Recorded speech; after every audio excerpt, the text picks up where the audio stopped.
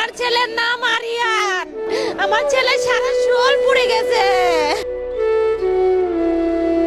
উত্তরার milestone school and কলেজের হায়দার আলী ভবন। দোতলা এই ভবনে পাঠদান চলে প্রথম থেকে অষ্টম শ্রেণী পর্যন্ত।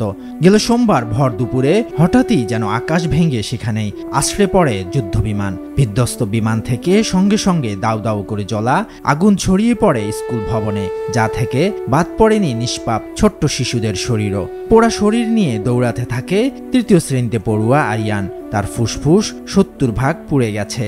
পোড়া ফুসফুস নিয়েই সে তার মা বাবাকে খুঁজে বেরিয়েছে। পরে হাসপাতালে চিকিৎসাধীন অবস্থায় মৃত্যু হয় তার। অথচ প্রতিদিনের মতোই সোমবার সকালে একসাথে স্কুলে গিয়েছিল আরিয়ান। স্কুল শেষে চলছিল কোচিংয়ের ক্লাস শেষে আবারও ঘরে ফেরার কথা ছিল। ঘরে ফিরেছে আরিয়ান, কিন্তু এবারের ফেরাটা ভিন্ন। স্বজনদের কাছে পৌঁছেছে হাসি খুশি আরিয়ানের নিথর দেহ। ঘটনার দিন সকালে প্রতিদিনের মতো আরিয়ানের সাথে একসাথেই স্কুলে গিয়েছিল বাপ্পি ও হুমায়েরও।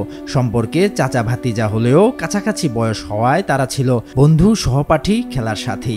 দিয়াবাড়ির তারারটেক এলাকায় একসাথেই বেড়ে উঠেছিল। তার আবার মৃত্যুও হয়েছে একই ঘটনায়। দুদিন আগেও যে আঙ্গিনায় একসাথে খেলাধুলায় মেতে থাকতো এই শিশুরা, সেখানেই আজ পাশাপাশি কবরে শায়িত। তারারটেক মসজিদ এলাকা এখন যেন শোকস্তব্ধ।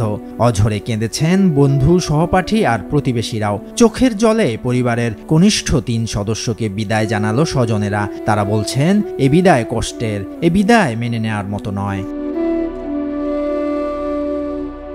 আরিয়ানের গ্রামের বাড়ি শরীয়তপুর। হঠাৎ এমন ভয়াবহ ঘটনায় হতবাক এলাকার বাসিন্দারা। মাত্র একদিন আগে যে শিশুরা একসাথে স্কুলে যেত অথবা খেলে বেড়াতো, আজ তারা নেই। প্রিয় সন্তানকে হারিয়ে পাগল প্রায় মা বাবা সহ পুরো পরিবার। কোনো সান্ত্বনাই যেন মানছে না তারা। কি করে ভুলে থাকবেন প্রিয় সন্তানদের এই অকাল বিদায়?